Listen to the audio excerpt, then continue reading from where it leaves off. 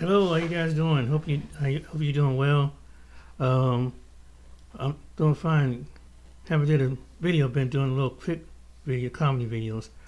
Well, this is a certain matter about political and international. This situation with Ghana, and shout out to Information Man about playing some of his video, Lisa Cabrera, and this other person, and to show you what this reparation was really about. And I'm gonna come back with my opinion. And I warned you guys. I told you guys that shout out to the Ghanaian president, he was funded by the West. They sent him there, right? Now, the same George time he Mason came too. out, the same exact time that he came out, with this reparations, global reparations, with the EU a security defense partnership, right? He signed the EU partnership where this thing gets real tricky and real goofy. But I knew there was some shenanigans going on. I knew it was something in the game. I can smell it. With everything that's going on with China going into impeding on the West interests in Africa, you got Russia in there. You got the situation going on in Burkina Faso and so many other countries. I knew at some point the West was going to peek their head up, right? You got West Africa telling the French they got to get out. Now, mind you, the those European nations, their whole lifestyle is predicated on extracting resources from Africa. So they can't afford to let Africa go. So now they got this Ghanaian president. He comes out and he's fighting for reparations for the diaspora. And now, mind you, they had the Durban conference back in 2001. They was already doing this. They had the General Assembly in 2007. So this stuff was already going on. This is nothing new being brought to the table. But while they was doing that behind the scenes, they're coming in to retake West Africa again. But just this time, right? This time they're not going to be as barbaric. But they're going to retake Africa, and they got different methods and ways that they're going about doing it. Now, there's some Africans that are very upset about this. There's some 10 toes down Africans that really believe in Pan Africanism, and they believe in telling the truth, right? So they're coming out and they're blowing the whistle. They're blowing the whistle on this thing hard body, man. Let's share the screen, man. They blowing the whistle on this, and like I said, they're very upset, very upset. But let's get off into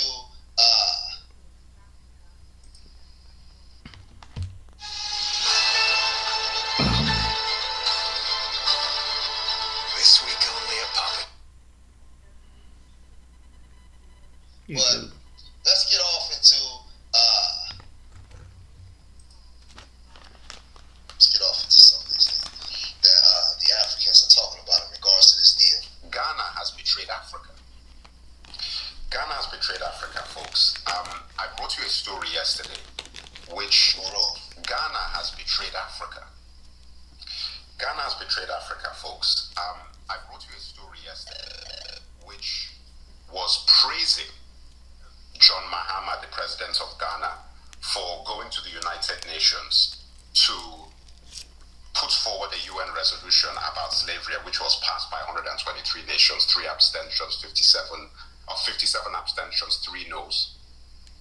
And I talked to you about the significance of that for laying a foundation for slavery, because they were categorized as the greatest crime against humanity in history. Well, on the same day, Ghana did something that is absolutely mind-boggling. Ghana becomes the first African nation to join EU Security Defense Partnership. Agreement expands cooperation on counter-terrorism, cybersecurity, regional stability as threats grow in West Africa. This is just staggering, guys. The same day that they voted on slavery and all of the EU abstained, basically voted against. This is what Ghana has now done. We've been sold out, guys. We've been sold out completely. It's over with. We're finished. So as you can see, guys, Ghana became the first nation to join the EU Security Defense Partnership. They've invited the European Union to do security in Africa from Ghana as a base, European Union abstained on the vote, all of the European Union stood against categorizing slavery as the greatest crime against humanity. And on the same day, you signed this deal? Sorry guys, like I just decided to, this is from, I started to turn on my camera, this is my phone. So basically what he's saying is they're basically using Ghana as their border to come in and control their interests in West Africa and then the greater regions of Africa. But Ghana's going to be the border. And they're going to come in now, they're going to be giving, allowing visas where Ghanaians can go back and forth to Europe anytime they want. Migrants can go into Ghana. They're going to basically turn Ghana into like a European nation, right, where they can control, right, the dupe you in, the lure you in. So now when they come out for reparations, I told you they're going to give Ghana some form of recompense, right? But what's in the deal in that is your nation belongs to us. And now France is going to come back in. They're going to get all this stuff back is over. This is the African now explaining all of this and what they're doing. They're just not doing it as barbaric and inhumane as it was in the past, right? But again, there's deals being made, right? And man, because I literally just found this out this morning. And I'm astonished by this. It is just an astonishing situation. I can't believe it. Now let me explain to you guys why this is so serious. You see, doing a security deal with the EU positions drones, tanks, military personnel, intelligence, surveillance in your country. Like, it means that you're allowing them to do that. They say that they're fighting against insurgents. Do you know how close Ghana is to Burkina Faso, Mali, and Niger? Do you know how close it is? all game. You do a deal with them. Then you go to Libya. People are getting unalive. I told you about what's happening with Gaddafi. You've got the flintlock thing going on in Libya, so you're going to take over Libya. You then bomb Nigeria along the borders of Niger. So you're going to take over that corner of Niger. Can't you see what is happening? They're trying to box in the Sahel states. From every angle, they're going country to country around Africa, all the countries that surround the Sahel states, and compromising them.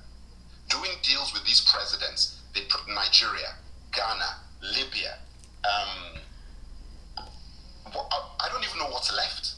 Do you know that the only countries that are not categorically selling these guys outside is like places like Algeria?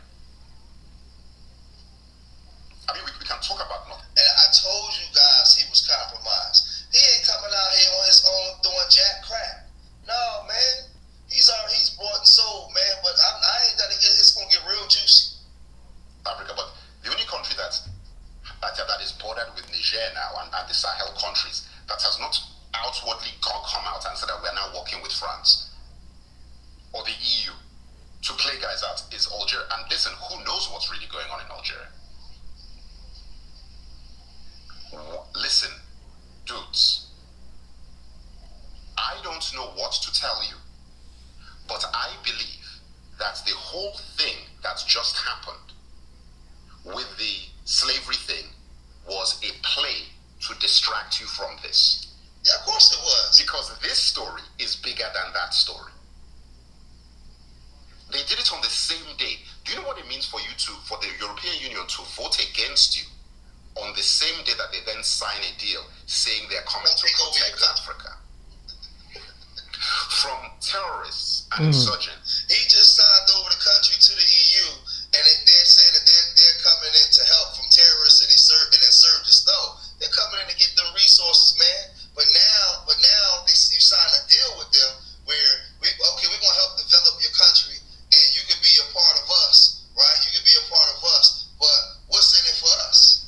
Come on, man. So now he go out and he come out and act like he care about slavery and the diaspora, and he care. No, they don't. They don't care nothing about you. See, now all this stuff is coming out now. That were caused by your neocolonialism. The neocolonialism as a result of slavery that you do not want to acknowledge. Guys, the ignorance of the African is our greatest enemy. We're a bunch of bums. We're idiots. Because we are so naive. I'm naive.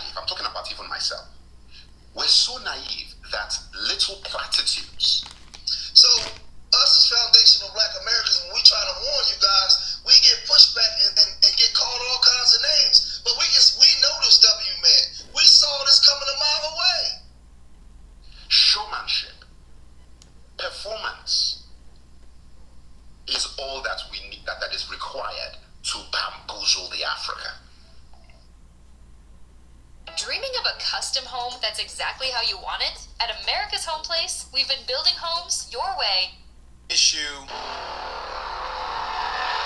This is an issue that has been talked about. Hey everybody, what's going on? This is the Information Man Show. Welcome everybody. This is an issue that's been talked about all over the social media streets, and I'm just going to keep it blunt with you today. I'm going to bring up some stuff that some of you may and may not be aware of as it relates to a country like Ghana, because they have thrown themselves into the mix. They have thrown themselves into the conversation around reparations. Some feel that it was disrespectful for them to come to the United Nations, make this issue about Africa, when everybody knows that black people black Americans born here who have lineage to this country, black people who have family that were on these plantations in the South, black people that migrated through the Great Migration from the South to the East, to the Midwest, to the North, to the West Coast, black people who have been here at the very foundation of this place we call America. There's no doubt about it. We're at the foundation of this society, the culture of this society, the Norways and fourways of this society, despite the racism of American society. See, black people fought in every war: Revolutionary War, World War I, World War II, Korean War, Vietnam War, Civil War. They could have never won the Civil War without black Americans, such as the Buffalo Soldiers. Tell the truth. So when we talk about lineage, when we talk about reparations, in America, black people have a reparations claim. People who are from the Caribbean, they have CARICOM, which speaks for their issues. Now, some of you may say, hey man, why are you going to criticize a country like Ghana? Ain't that the motherland? Isn't that the place we came from? Isn't this the country in Africa that has decided to give black people citizenship unless you're going to pay for it? Right? They're not giving you free. They're not by any means giving you free membership into their club of being a citizen, or giving you free membership. When you go to Ghana, you're paying fees up the yin yang. They call it the day of the return. The day of return. What's happening, ladies and gentlemen, is nothing but a bunch of symbolism. Everything that happened at the United Nations was nothing but symbolism. Now I want to get it correct. This is their president. He goes by the name of John Dramani Mahama. I want to make sure I said that as best as I can. He came to the United Nations. He, according to the African Union, they're calling him the champion of human rights. Now let's get this right. Now we know that Malcolm X originally, before all these people was even thought of, we know that Malcolm X said that he was going to bring a lawsuit against the United States of America. We know that. We know that Malcolm X was going to come after America. And of course, we know the story. He's no longer with us in the third dimension because you had the New York police involved, you had the FBI, CIA, and you also had renegade members of Nation of Islam who played a role in Malcolm X not being here. Right after Malcolm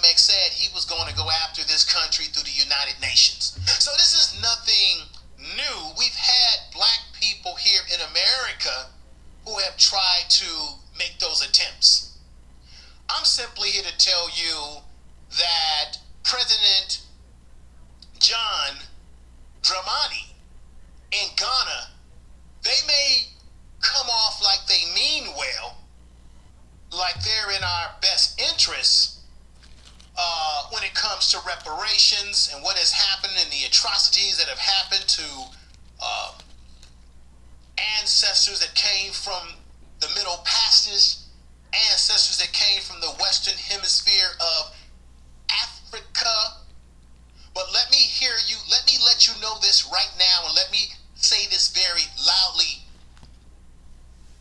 because this is a fact.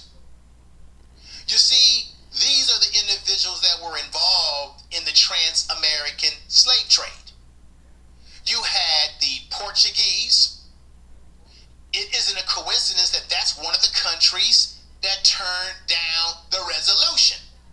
You had, of course, the Europeans, the French, the Belgians, all these different European powers, the English that were involved in this whole thing. And then, of course, we've got the United States of America heavily involved. Now, to give you a little bit of history, most of the Africans that were trafficked, because it was trafficking, that were trafficked, that were slaved, were brought into Brazil, the majority of them, and about 4 to 5% of black American or black people that we know in America as black people in America. You may call it FBA, you may call it even ADOS, but we know that 4% of those African ancestors were dropped off here in America. And of course, there were black people that were here maybe way before 1619 that were here, that made their way here. Because, look, I don't argue and I don't get into arguments about where black people came from, because the whole damn globe we call Earth, black people come from. Because if you just do your science research, you know that the Earth is made of melanin. And you know that black holes in space, the universe is made of melanin. So therefore, there's no need to argue about what landscape we come from. We come from the whole damn planet. However, black people in America are not continental Africans. African is a continent, not a country. Can I get an amen on that? Amen. So therefore, it's, 54 countries that make up the continent? Black people in America, we have our own language, our own fourways, our own culture, the way we move, our own style. Our ancestors, for some of us, may have come from the continent, but we are not continental Africans, and our plight is completely different. Now, the Ghanaians, don't be fooled by this situation and say, well, no, they're doing the right thing. They're bringing the issue of reparations to the world stage, particularly talking about themselves. Ask yourself, why is it that the Africans, or then the Ghanaians, why is it that the government of Ghana hasn't taken care of those Africans in Ghana who can trace their lineage, or at least trace their family members who were snatched up and sold into slavery?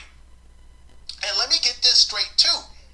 This didn't happen because Europeans just came over to this big ass continent called Africa, went into the middle part of what we would call jungles or forests, and they just snatched up. They could have never snatched up black people at that time without the complicit involvement of these African kingdoms, kings, queens, those folks that were in charge of these regions that were black or Africans, those individuals who were engaging in inter-tribal warfare. And when you would fight with other people of other tribes, what would you do? Spoils go to the winner, and those spoils would be our human bodies, our ancestors' bodies sold into slavery and bondage. Don't be fooled by the castles over there. They'll make you think that the Europeans built them and ran them. You had Africans, especially in Ghana, who guarded those damn castles. Were on the ships, the boats that brought them to the ships, that brought our people through those middle passages, where some of our people died along the way, jumping off the ship saying, I'd rather let the sharks take me than be a slave in some foreign place. See, we forget about that history. The Ghanaians were involved in it. Ghana, you were involved in it, yet you have the nerve to go before the world stage and talk about the atrocities that you participated in. So then why don't you take care of the people in your country that have been affected by the atrocities that your countrymen engaged in those many centuries ago? And then what about the black Americans who are the actual ancestors, or we are the living embodiment of our ancestors having children and producing in this country? You go over to New York, you put a wreath, you try to do a ceremony, but those Africans that they found in New York are our ancestors. They're the ones that you sold for umbrellas. They're the ones that you sold for trinkets.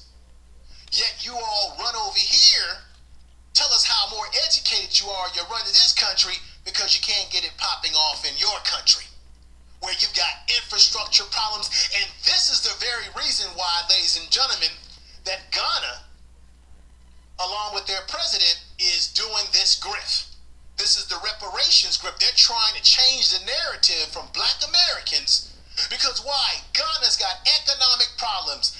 That's the reason why, if you really want to know the truth, why Ghana sponsored this whole damn thing about Day of Return. Day of Return was about grifting off of black Americans by telling us, begging us to come home, brother. Come home, come back home, brother. And then when we go back home, why can't we get citizenship for free of charge if you're so much about reconciliation, if you're so much concerned about us bonding together as brothers and sisters again? Why is it that black Americans are being charged for this? Why is it that we go over there, we're getting overcharged by the natives there when you go there and buy goods? The whole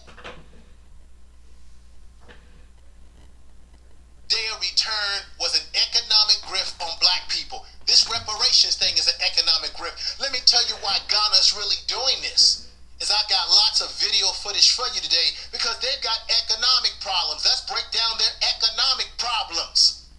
This is why they're looking for reparations off of the backs of our ancestors that they sold into slavery.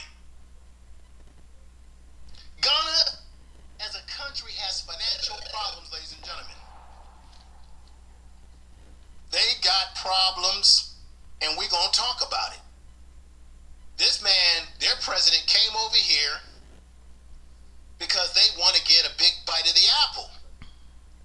Ghana is navigating serious financial crisis characterized by high problem debt approaching 80% of their GDP, significant currency deprivation, and high inflation forcing it to seek a IMF bailout program in 2023. Remember, they got those problems? Although economics is beginning to stabilize as of early of 2026, the country faces risks from debt, reconstruction, high cost of living, and unemployment. Why don't you take care of your people over there before you come over here talking about reparations? But the reason why they're talking about the reparations, because they need economic stability. This is what it's all about. This is what the Day of the Return for black people to go there so that they could grift off of us as Americans. Because certainly, if you're so concerned about us coming back there, why are we being charged up the yin yang? Not to mention black people who have gone over there to purchase land, and there's been land disputes in Ghana. We're going to talk about it today. Let me continue to give you some more data. You need to know more of this data on what's happening in Ghana. Key aspects of Ghana's financial situation. Debt crisis. Ghana's debt, which was over 76% of the GDP, led to a default, a severe default, and downgrade credit rating. They got a downgraded credit rating, ladies and gentlemen. The country is working through a 3-year, $3 billion IMF bailout program designed to restructure debt and stabilize the economics. Inflation costs, living. Ghana has experienced high inflation inflation currency, right? Making basic goods expensive and hurting the informal economics where many workers earn less than the percent dollar per day. Their currency. And then they're telling black folks that we need to go on over there because it's a new promised land for us. Structure economic issues contributing to factors including low revenue. They got to get their shit together before they come to the United Nations talking about reparations when, damn it, they were involved in they were involved in the slave trade. And this is why this happened to them. Okay? This is why you got countries like Japan. Now, Japan is a racist country. This is a country, you see their flag right there. This is a country where they make dolls of black people looking like caricatures. Remember those old bubbly-eyed caricature dolls? Put sevens in the chat room if y'all know what I'm talking about. Japan has been known to make stereotypes of black people. Okay, so I'm not surprised that they went against it. Let's talk about Argentina real quick. Okay, they were a country that went against the resolution. Well, guess what? Argentina is a country that harbors Nazis. Argentina is a country that did everything it could to wipe out its black population because they're racist. So the black population in Argentina isn't completely wiped out, but it isn't what it used to be because they've done everything to minimize them and push them out. Like I said again, Brazil is highly, highly racist over there to black Brazilians. Now check out the hypocrite right here. This would be Israel. Now, Israel is a country that wants everybody to be behind them. They want the United States to be behind them. They want Americans to go to war, to die for them, for their causes.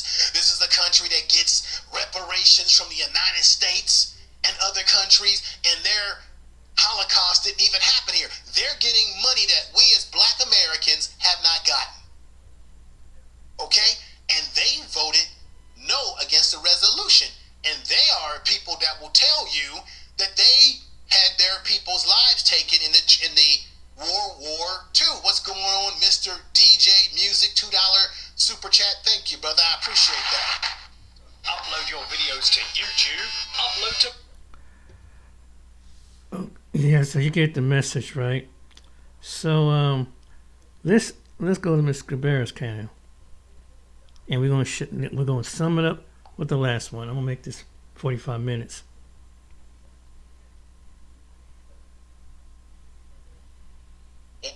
This nation or not, we don't need a single African involved either way. Okay? Even what we're going through now, fighting this government for our reparations. How many countries from Africa backed us up and said, yes, you need to give them reparations, U.S. government? None. None. We couldn't name a single country. You don't even step up to the plate for us now.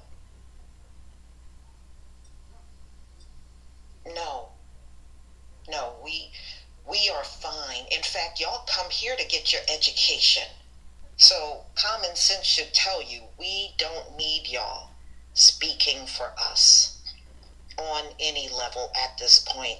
400 years later, you're a day late and a buck short when you could have said something all along, and you didn't. You didn't give our people a way out. You didn't try to throw us any kind of life raft. Look, we'll do this, we'll do that. Come over to this nation. We'll help you. We'll get you out of this sick, that sick system that you're in. You didn't do nothing. When our people were getting lynched, you didn't so much as drop a letter. You didn't do nothing. So, with that being said, there is zero you can do for us now.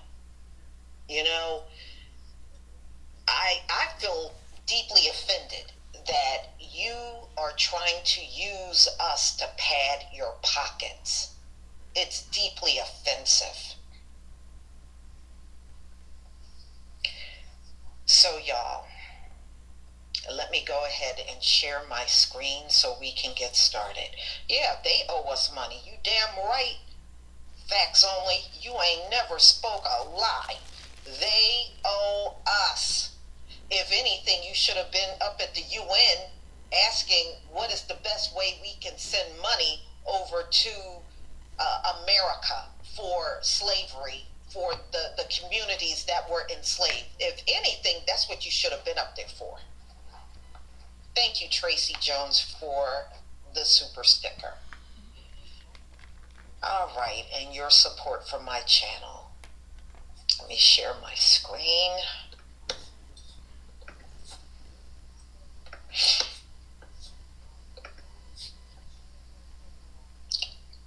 Please give me a 1 if you see my screen. Give me a 1 if you see my screen. Thank you.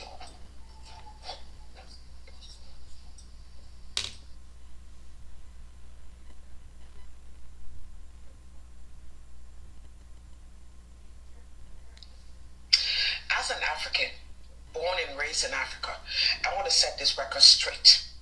Ghana, you should be ashamed of yourself to go to the UN and try to ask for reparation.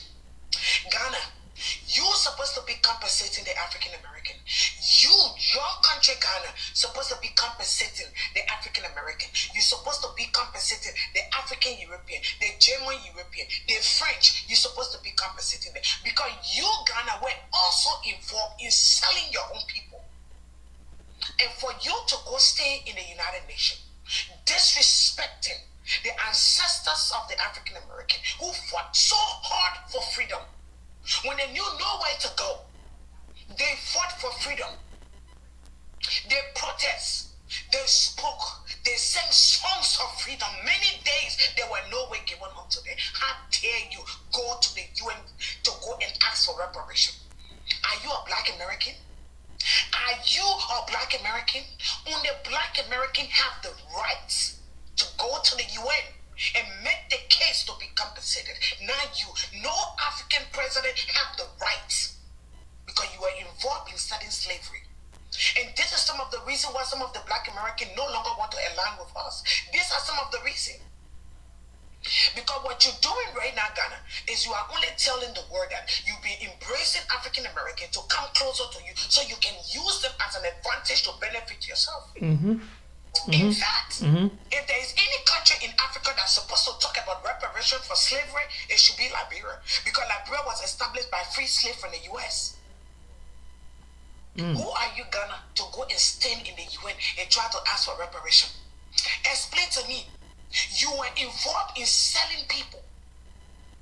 Your ancestors sold your children, sold other Africans into slavery.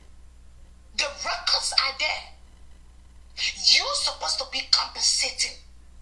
You're supposed to be compensating African Americans instead of going to stand in the UN and trying to ask for reparation. Hey guys, can you believe that Amazon made billions of dollars? But guess what? Since you think that was some, guess what Burkina Faso did to Ghana? What Trayvon did out there, because he saw this was coming. They think he tried to be friends with him, but Trayvon, the president, the leader of Burkina Faso, saw this whole thing coming too. And guess what he did with his resources? Check this out. Good day, everyone. Whether you are tuning in from the continent of Africa, from the diaspora, or from anywhere else around the world, welcome back to the channel.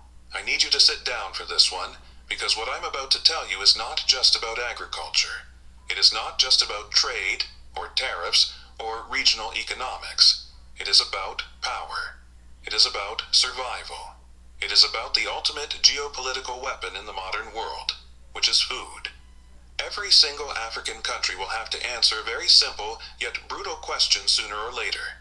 Can you feed yourself? And if you cannot feed your own people, then who really controls your future? For decades, we have been told that true power comes from military alliances, or from sitting at the table with the World Bank, or from securing massive loans from the International Monetary Fund. But recent events are proving that true power is much simpler. True power is a full granary. True power is the ability to close your border and know your people will not starve. On March the 16th, 2026, the government of Burkina Faso, under the leadership of Captain Ibrahim Traoré, issued a joint directive. It was signed by the country's trade minister and the Minister of Agriculture. The directive announced an immediate, indefinite ban on the export of fresh tomatoes across the entire national territory. Every export permit was canceled. Every special authorization was suspended immediately. Transporters with existing, legally binding contracts were given exactly 2 weeks to finish their shipments. After that 14-day window, nothing leaves the country. Any individual or business caught violating the directive faces severe legal sanctions. And the government took it a step further. Any tomato seized in breach of the ban will be confiscated and sent directly, completely free of charge, to feed the military troops and the patients in national hospitals. The government even set up toll-free telephone lines so that ordinary citizens can report violators and smugglers directly to the authorities. That is how serious this is. This is not a request. It is an ironclad command. Now, when I first saw this story breaking across the regional news networks, I did what I always do. I did not stop at what happened. I asked, why is this happening? What is Captain Ibrahim Traoré actually trying to achieve here? What does this mean for the neighboring countries that depend entirely on the agricultural output of Burkina Faso? And, most importantly, what does this tell us about the future of food, sovereignty, and dignity on this continent? If this story matters for Africa, press like so more people see it, because this story goes much, much deeper than most people realize. The mainstream media will tell you this is just a trade dispute, but they are missing the entire picture. The tomato ban did not come out of the blue. It is not a random act of hostility against neighboring states. It is the final, meticulously calculated move in a 14-month industrial chess game. While the rest of the world was focused on geopolitical drama, military operations, and international speeches, Burkina Faso was quietly, relentlessly building a domestic processing empire. They were laying the foundation for true independence. To understand this, we have to go back to November 30th, 2024. On that day, Captain Ibrahim Traoré personally inaugurated a brand new tomato processing plant in the country's second-largest city, Bobo Dioulasso. The factory is called the Burkina Faso Tomato Company. Now, I need you to pay very close attention to how this specific factory was funded, because this changes everything we know about African development. This massive industrial facility was not built with restrictive loans from the International Monetary Fund. It was not built with conditional grants from the World Bank or the European Union. 80% of the money required to build this factory came directly from the ordinary citizens of Burkina Faso.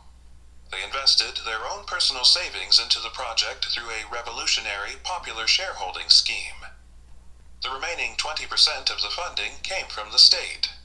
That is community ownership in its purest form. That is a nation putting its money where its mouth is, refusing to wait for a foreign savior. Imagine the profound dignity of that moment. Picture a young school teacher in the capital city or a small shop owner taking their modest savings. Money they could have spent on immediate pressing family needs, and instead buying shares in a national factory. When that teacher looks at the factory, she is not just seeing a building made of concrete and steel. She is looking at her own property. She is buying a piece of her country's economic independence. She is ensuring that her children will grow up in a country that produces what it consumes. The plant in Bobo Dioulasso cost roughly $12 million to build. It has the immense capacity to process 6 tons of fresh tomatoes every single hour, producing 800 kilograms of high-quality tomato concentrate per hour. And they are not shipping this out in blank barrels. They are selling this under a new, proudly local brand called Aida. When a Burkinabe mother goes to the market, she no longer has to buy tomato paste imported from Italy or China. She buys Aida, a product grown on her soil, processed in her factory, and owned by her people. But the government of Ibrahim Traoré did not stop there. In December 2024, a second factory was launched in another part of the country. Those first two facilities alone have a combined processing capacity of 11 tons of fresh tomatoes per hour, and a third facility, which is already nearing completion, is set to open in the eastern region. That is 3 massive processing plants built in under 2 years, funded by the people, producing under a national brand. That is not just a smart agricultural policy. That is economic warfare of the most righteous kind. For decades, the African continent has been trapped in a vicious, unforgiving cycle. Extract the raw material, send it to a foreign port, watch foreign factories turn it into a finished product, and then buy it back at 10 times the original price. This cycle was designed by colonial powers and maintained by modern financial institutions to keep nations permanently impoverished. Captain Ibrahim Traore looked at that system and shattered it. The ban on raw exports is simply the final piece of the puzzle, because those brand new factories need raw materials to run at full capacity. The government made a sovereign decision that every single tomato grown on the soil of Burkina Faso will feed their own factories, provide jobs for their own youth, and stock their own grocery stores. They will no longer subsidize the food security of other nations while their own industrial capacity sits idle. But what happens when a landlocked, heavily sanctioned nation suddenly cuts off its biggest, wealthier neighbor? Let me tell you exactly what this historic decision has done to the Republic of Ghana. The impact hit the streets of Accra before the ink on the directive was even dry. Ghana imports roughly 90% of its fresh tomatoes from Burkina Faso. Let that sink in for a moment. 90%. This is particularly devastating during the dry season when local Ghanaian production drops drastically. The country's annual tomato demand is estimated at around 800,000 tons.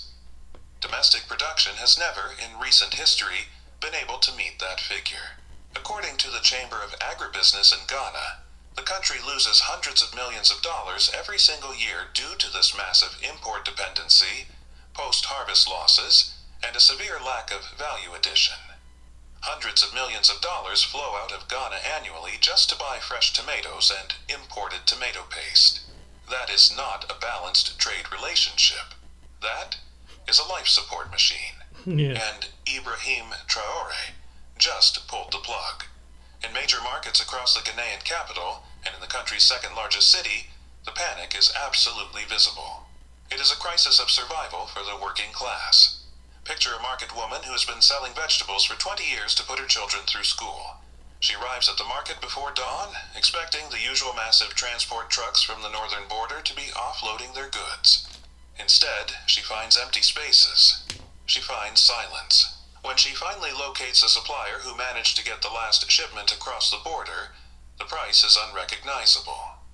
The cost of a large basket of tomatoes has jumped from 3,000 cedis to over 9,000 cedis. It has tripled literally overnight.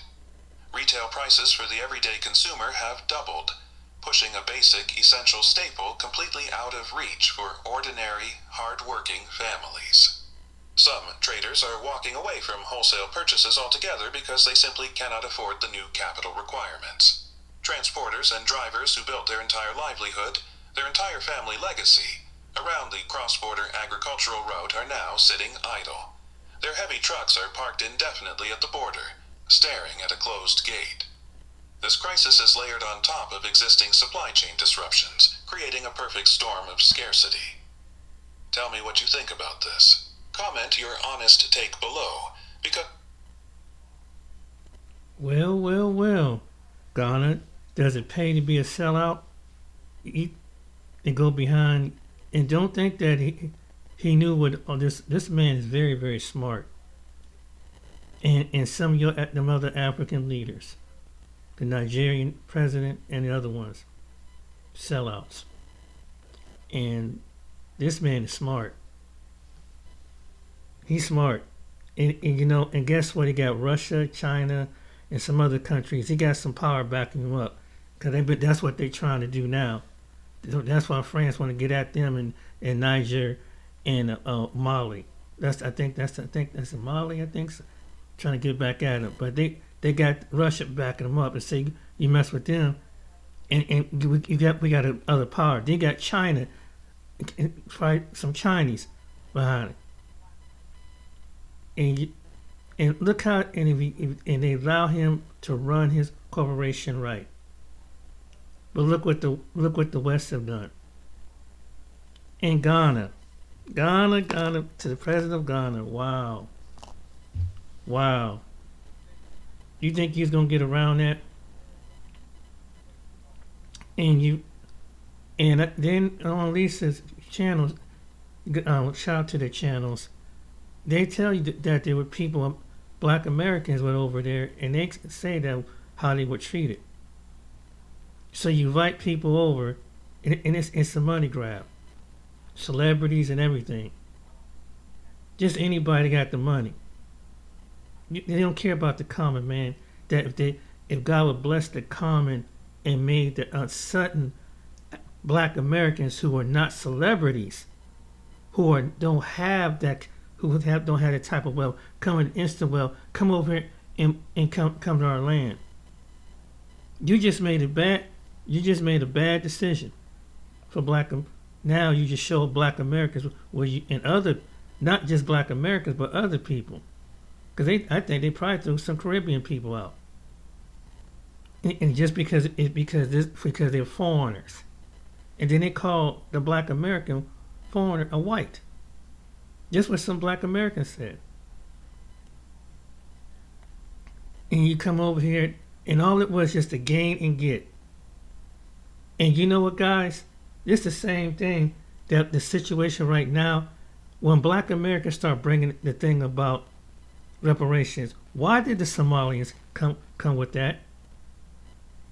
Did the Somalians get bombed out? Did their business get bombed out? No. Did they go through generations of this? No. This has been one incident that the ones who have been did something illegally, that they committed fraud against the law of this country. Some of them they anticipated business, because they have the same in their country. And it's like, okay, you have all, and just think about it, they took all that money out of Minnesota, and they took billions and billions of dollars out of the United States, and if you go to Somalia, where's money spent on Somalia? The roads are still the infrastructure is jacked up, just like it is in some places in Ghana and Nigeria, but yet they benefit off of us, because they heard that we was doing it, and now they tried to recreate everything the Black American, even the Selma Walk and all the stuff. They're trying to get people provoke it, so that they coming on a slide on the skin, because you have a lot of Black Americans pushing it forward, and they said we get this due. Oh, they playing a race card. No. You choose to came over here. You choose to. You got on the boat and come over here. You know? No, you can't take something from somebody that systematically built up things for generations after generations. You know, education system, government experiment, all the whole 9 yards that the Black Americans have went through, in medical experiment, environmental experiment, and other things that would harm to the American Black community. You can't do that. No. In fact they give you a cushion compared to Black America. They give you adequate housing. They give you money, insurance, and medical and stuff like that. On a Democratic administration. And then they come in and they learn the system, y'all, and then they pimp game like Ilhan Omar. And so when you look at some of these people that come over from these countries, this is what they probably did in their native country. They just got slick with the system. That's all what it is. And they do it off of Black Americans, because all of a sudden it's race. All it says race all of a sudden. But before all this ever happened, none of these certain people wouldn't thought about Black Americans for us even equal. Then they said, why you guys won't come out and protest? Because you do slick shit like people like that. And don't just think that there are some people that came over here from them places over here that got among in them suburban communities throughout America and think the same doggone way. They think they better than you. They don't have actually educating you. And then some of them probably have the same mindset. Some of the people. I'm not saying everybody, but some of them have. That's cold-blooded, man. That is cold-blooded. To come over and take a group of people that you don't know the whole story about Black Americans. You just saw one portion of it. And then they got on the bandwagon and said that these people, they ain't tired, they ain't lazy. But yet you didn't put, till this day, innocent Black Americans continually to get unalive. To this day. See, it never stopped. Till this day. You ain't been unalive like that. Massive groups of people. When you know massive groups of Nigerians, Ghanaian Americans, Somalians getting unalive in mysterious places. You haven't. But you hear about a Black American have pulled over by the law and something happened. Going to a sundown town, it happened. I had stories about this.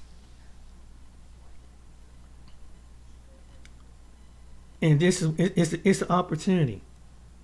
Grip opportunity. This is why, and I start seeing, it's like, dang, because I try to believe, but now you see the distrust with Black Americans and some Africans. Because his leader, it just showed that. I'm not saying that every African, every Black American against, but there's a segment of Black Americans, that's why they don't mess with Africans. Because the Africans come up with the same, with a similar game. I'm telling you, I have seen stories in the past where they do stuff online, not just us, but the other groups of people in America and the Western world. Like, for example, some of you Nigerians and some Ghanaians and a few others have run the gold scam, the romance scam. This is what they do. This is what some of them do when they want to get a hustle. They want to hustle you. Then, which these like most people, and really America need to credit the Philippines, because the Philippines started cracking down on people that want to marry somebody just for citizenship. That came out of the Philippines. Now you have certain people, and this has happened here in America, not just to them, but there's other groups of people want to take American citizens, offer them some money just to get their cousin over. See, now they ain't squashed all that now. But see, in Africa, they constantly, in some place like that, they constantly try to think that they're higher game. And let me tell you something, there's fraud all over. There are Americans that commit fraud. But when you have somebody, and I was thinking about this yesterday, to the ones that want to do this fraud stuff, just because you got the game and got the language, but the game is the same. People who are not in the Lord, people who do con and crafty things, a con artist can see a con artist come a mile away. A street person can see a street person a mile away. And you have to watch who you mess over in the United States. Because there's people that have done something to somebody else and they didn't have a happy ending. What you've done, because would think that we do, some of us may not catch because you put it in your own language, you got your own dialect. But you see, this is what you guys will understand. Some of us serve the Most High God. And I'm telling this to all these nations out here.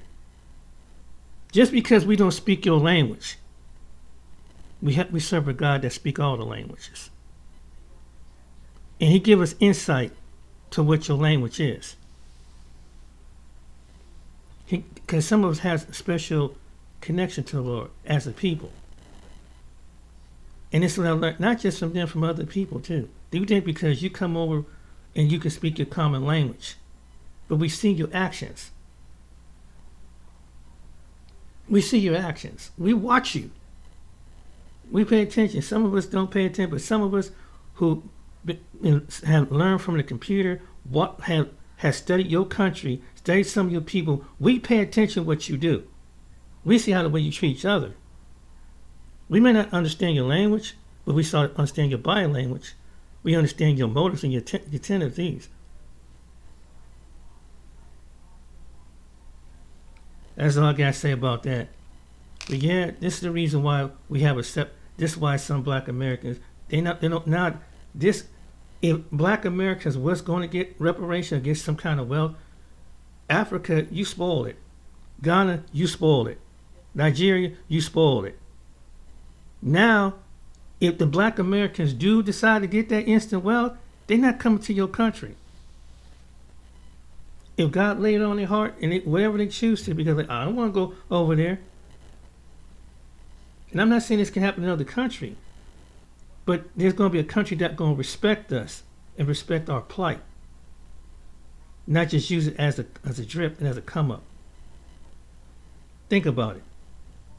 Think about it. Because really, like Information Man says, melanated people are all over the planet. They just come from the continent. That's a fact. So what did those same melanated people go back, who are the descendants, through their bloodline, go back to their lands, not just Africa. And whatever country open up to the black Americans, like the black Brazilians. Watch. Alright then guys, take care, be blessed. See you on, like and subscribe, see you on the next video. Sorry about the long video.